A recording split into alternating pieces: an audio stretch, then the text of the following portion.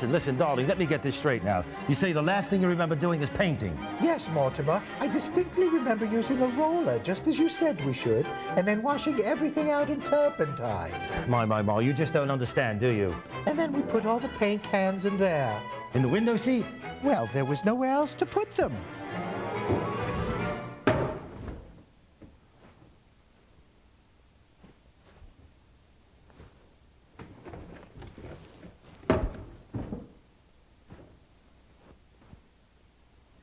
But I can't use these now. But why, for heaven's sakes not, Mortimer? Well, for one thing, you've left all the lids off. Oh, my goodness. And they're not even latex.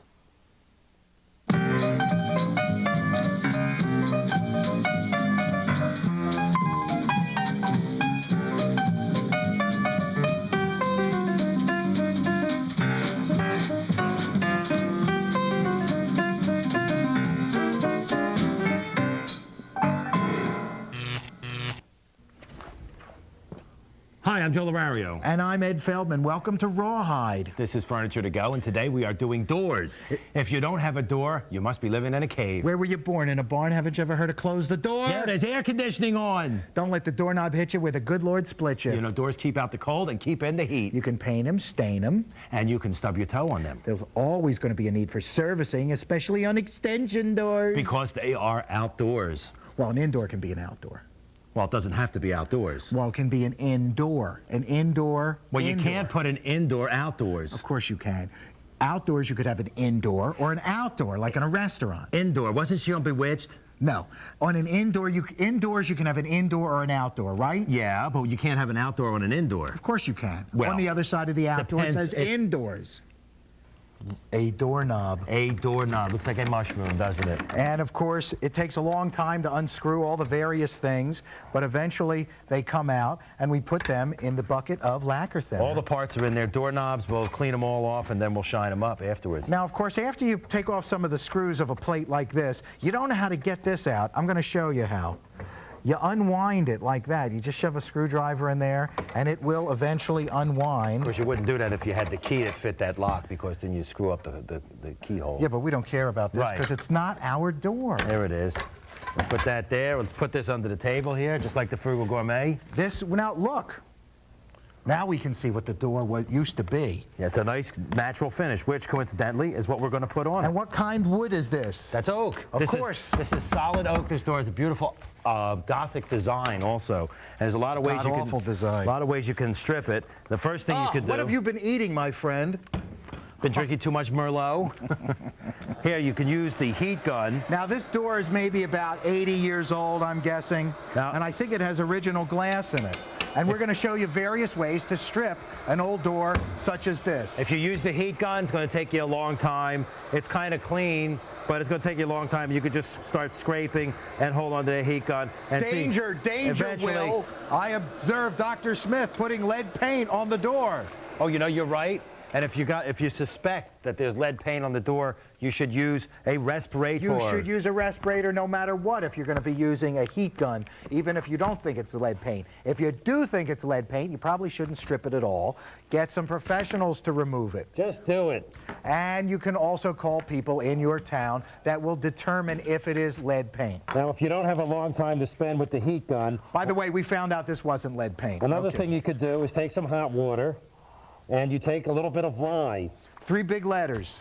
3 big letters. Red Devil lye. You know, when I was a kid... Well, when I was a kid... That Red Devil was a really scary devil. But look at him now. He's leaning on a pitchfork and he's smiling. I think George Lucas has got something to do with this. But I digress. Let me tell you. Now, into this cold water, I've taken some wheat paste, wallpaper paste, or you can use cornstarch, and you apply this. This is a... You hear that? It's like making a gravy. It's stripping roux. Paul Prudhomme used to do this when he could still stand up and cook. Oh, look at that. You've got a nice thick...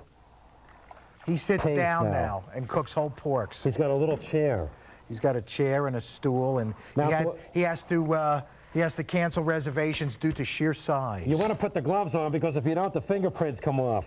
Didn't your Uncle Louis use this to take his fingerprints off? Yeah, but he wasn't in the refinishing business. Now he's in construction. You could say that. He's part of a bridge. Now, while Joe applies that, You apply this. and it does come on very nicely. Look what I've got. I've got a peel-away type concoction. It's a confection, and you just slather it on like this. I don't need a respirator for this, no way. But you should have goggles on, because if it spritzes in your eye. You have to go to Mount Sinai, and but I have glasses, and they're safety glasses, and this goes right on, and it comes with paper like this, and you put the paper over top of it.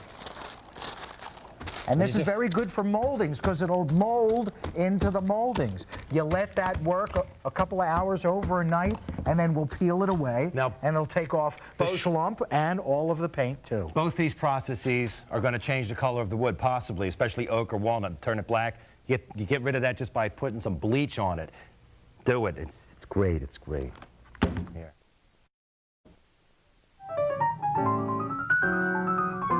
Just checking the price. They're 85 cents each these days. Oh, What's the sale price? They're $1. We're the milkmaids, and our arms are so tired. Won't someone help us? Oh, we'll play the contestant and the chauffeur. And the chauffeur next week.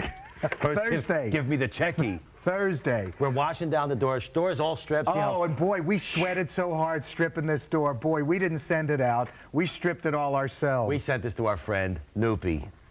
You might remember from last time when He body slammed me. he threw us around in the ring. And we're washing it down with any kind of project. After you get it stripped, you want to wash it down with some naphtha, Nap thinner? I was going to say naphtha or paint thinner, just to get rid of any residue.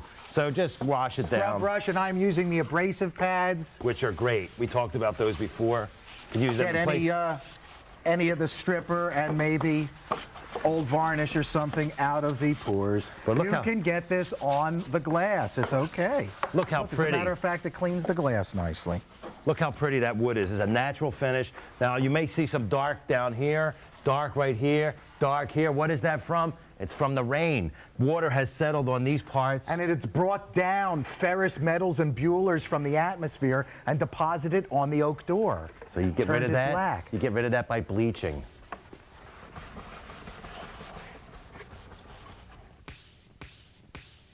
Gonna varnish this door. Gonna do it fast, so watch. I'm gonna do it from the top down. Gonna do all the rails, then and the stiles. Here I go. Time me. La la la. This is the first coat, 50% water locks, and don't worry about it on the glass. We'll get that off.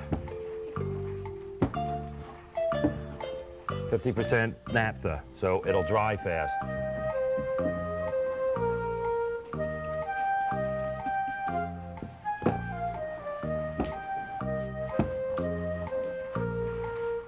Okay, down. Push the ladder away to the top. Now, secret to varnishing, get the varnish on there, then go back and pick up all your drips. There we go. Now you want to use marine varnish because it's an outdoor varnish and it expands and contracts with the seasons. That's why they put it on boats. It never dries completely. Okay? If you put a poly or something else on, they dry to a maximum hardness. This is a plastic, and what happens is it'll begin to crack and peel. Marine varnishes will not do that. If you put this marine varnish on, put this door up, in another year you could sand the finish down and apply the same varnish. Okay? Please take note, this is actual time. It is not time lapse. This is how easy it is to varnish a door, if you're me. Now, let's go up the side of the door. I'm finished, Mrs. Stewart. Are you? Yep. Watch, I don't want you to get splashed.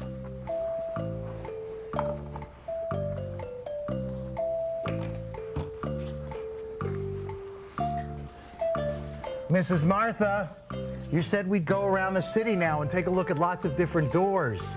That's where we're going. As soon as I get down to the bottom there. Here we go. Hey, it's almost done. go see some other doors. Look, 60s album cover.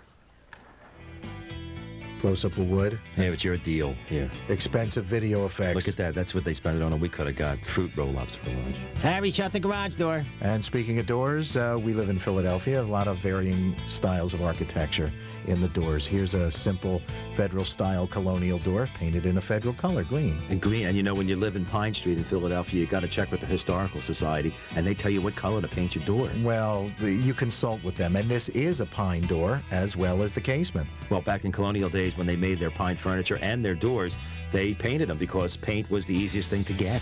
They didn't use varnishes and stains and stuff. Very simple, but certainly not a poor person's house. Whoa, here's another one.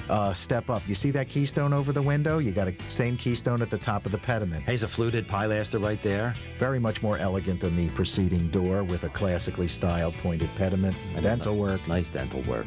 Yes. And, of course, this is painted a colonial color, too. Colonial red. Well, this is the gray. The surround is the gray. The door is the red. Can you tell which one it is? Of course, more elegant in the handle and the knocker than the previous door as well. I think that knocker's a little too small for that door. That was my second wife. But then again, the people who lived there are midgets. Look at the nice pointing around the brick, too. Very nicely done. Oh, these are big doors. They were about 16 feet tall, I believe. This is late Federal period. Probably the edifice of a bank or something, not a residence, certainly. And they're walnut, solid walnut. They have a lot of beautiful chamfered panels, and you got raised panels, the raised panel in the center, and beautiful decorative moldings around it, and they are really heavy to open.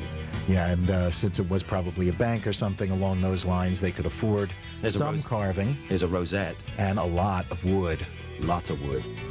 Look at that. But I think, you know, the knob on that door is way too small. You and the knobs with the smallness. Here we go onto the west side of Philadelphia, and of course Philadelphia started in the colonial era on the east side of the city and then grew to the west. The area you have Victorian era doors, and from they're also 1860, 1880. Also walnut. You can see that beautiful cadrooning going around the archway. I could use a good cadrooning right about Every now and then with a little bit of salt. More elegant, delicate carvings and circles. A residence. Are they targets in the center there? Those circles? They look like eyes. Originally a single-family dwelling, now apartments. Here, this is a beautiful, elegant door. Oh, the height of Victorian, some may say excess. I'll say excess. I'll say elegance. Okay. A lot of beautiful oval windows with the ironwork. And look at the beautiful brass work. Runs all the way around the perimeter. Here you see the door plates where the doorknobs are. They're a little askew, I think. No, but they look pretty. Luke askew. And there's the hinges. And here you see the beautiful floral cast iron work that goes around the ovals. This was originally a single-family dwelling and may still be, because I don't think anybody who rents this would pay to have this redone.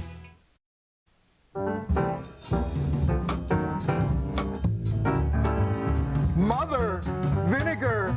Norman! What have you done, Mother? Stain the door. Hi, Mrs. Bates is helping me stain the door. Well, she's doing something else. I'm going to stain this door. Remember, we varnished the outdoor door. This is the indoor door. You following along at home? And first, we're going to stain the indoor door before we varnish the indoor door. Okay? Sure, you know what I'm talking about. Of course, we've taped off all the glass with newspaper. Look, my Eskimo sweetie wants to make whoopee in the snow. Spicy yet informative. Hey, you know what? Go across the top and wipe right after we brush. What? These hinges are copper. Yeah, so which means? That's just copper. I'm going to put these heavy gloves on, see?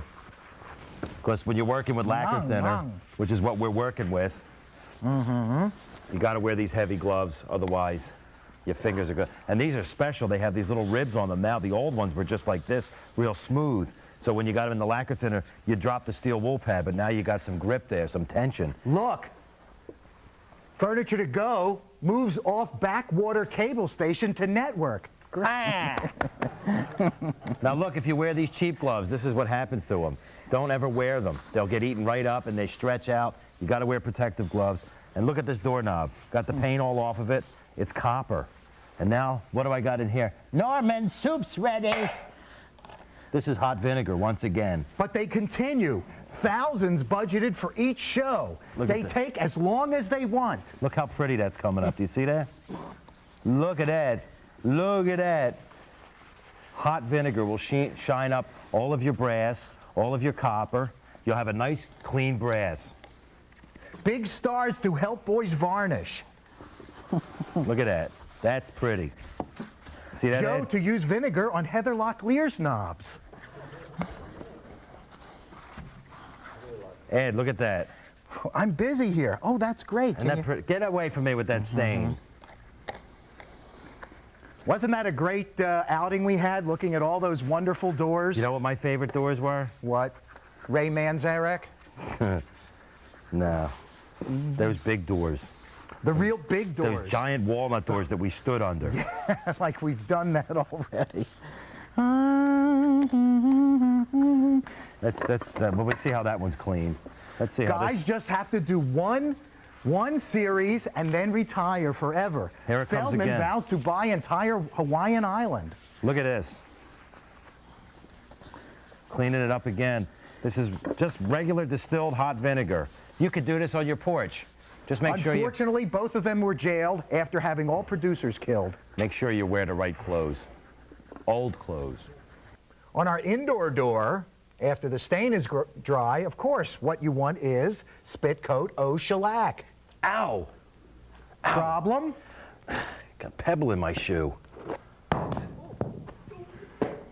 Boy, I was wondering why I was limping. We're going to put the varnish on. This is an indoor door. Of course, on Joe's side, the spit coat has already been applied. Hey, I was just going to say that. Oh. It's already been applied and was sanded down and we tack ragged and we're using a crystal varnish. Can you see the difference between this? This is kind of like a cloudy varnish. It's a lot different than the amber varnish we put on the outside door. This is good for indoor use, but you never put this on an outside door. And I'm applying it with a because it'll peel off. It's There you for go. indoors. It's not for the outdoors. But we apply this the same as the other varnish. And as with all varnishes, your first coat, you can be a little messy because you want to get it on all surfaces. The second coat is where you got to be a little more particular and you got to go a little slower. Still reading your newspaper over there? I've got a good one. I haven't seen any over here. Mother Teresa bothered by corrugated box. I think you read all of these.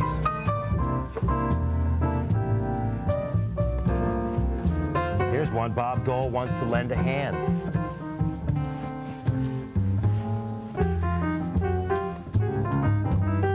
Dreaming about French fries often leads to presidential election campaign by Bill and Hillary Clinton. Look at this one. Bob Denver says we weren't really on an island.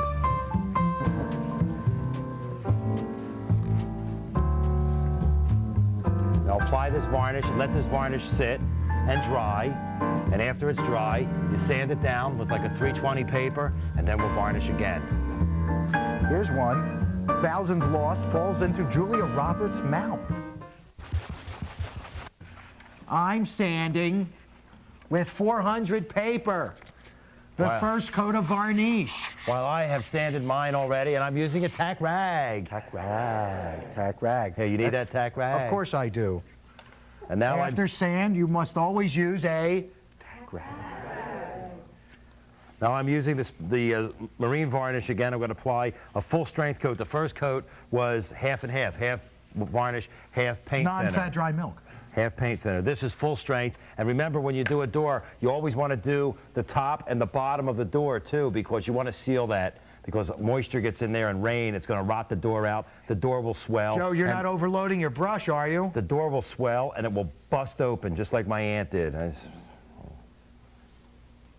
Look, in the world news, it says man found dead surrounded by bags of hair. How bad?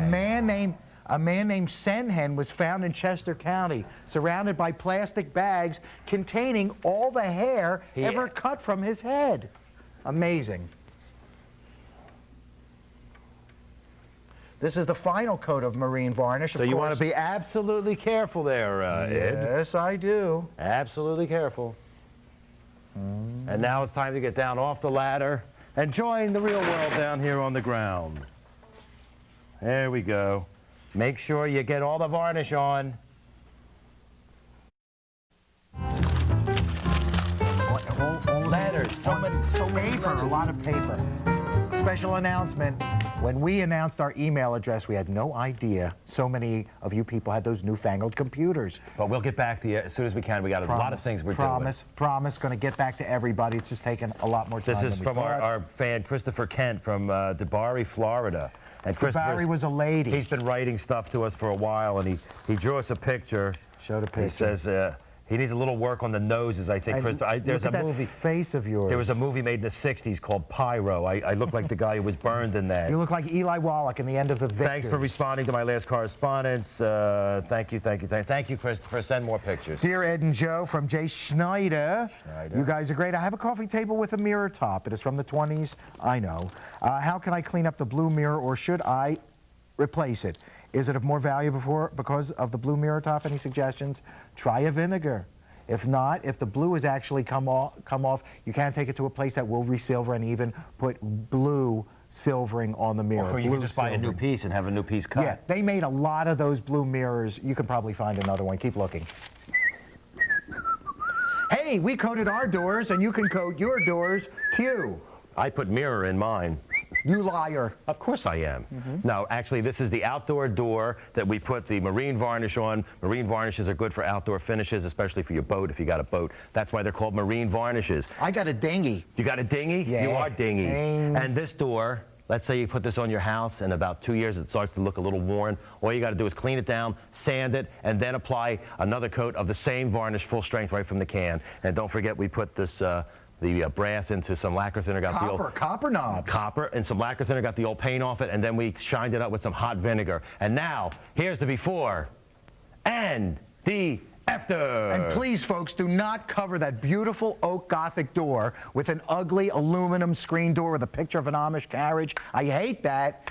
Here we have the indoor door, which, of course, we stained and then covered with an indoor varnish. Of course, it doesn't have holes for knobs. You can do that, or you can make it into a pocket door, or even a double door like Loretta Young. Here's the avant. And the après. Après? Very nice. So, do something to your doors, too. Go through them, break them. But whatever you do, be nice to them. To your doors. I'm Ed Feldman. And I'm Joe Lorario, and we'll see you some other time. Goodbye. Come on. Dance for me. Come on now. Look, there's a dance.